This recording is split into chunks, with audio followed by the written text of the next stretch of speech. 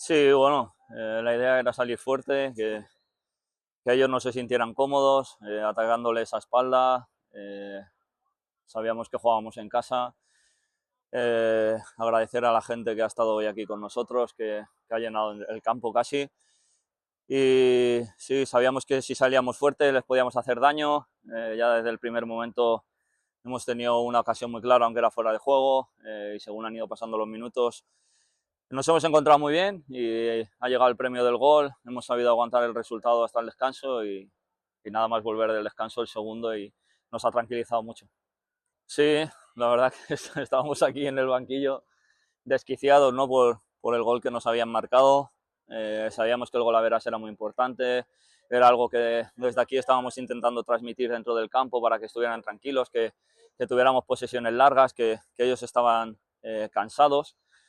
Y bueno, al final un balón parado, hemos encajado, pero es verdad que nos ha venido hasta bien porque han salido ellos al ataque cuando prácticamente estaba acabado el partido y hemos podido marcar el tercero y se ha visto, ¿no? En la celebración lo importante que era para nosotros el golaveras hoy.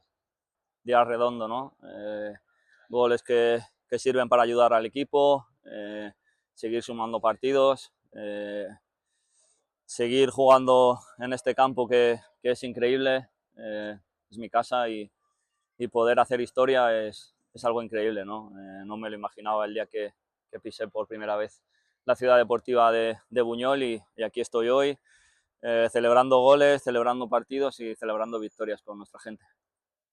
Estar arriba, con un pequeño colchón de puntos, ese golaveras que nos permite que para que nos adelanten necesiten dos partidos, muy felices por todo lo que ha pasado hoy en nuestro estadio y que seguir en esta línea, seguir remando todos juntos, tanto los que salen de inicio como los que salen después, los cambios, todo el mundo suma, incluso los que no pueden participar y sobre todo nuestra gente, ¿no? Que desde el primer momento estaba aquí hoy animando y ayudando para conseguir estos 3 puntos importantes.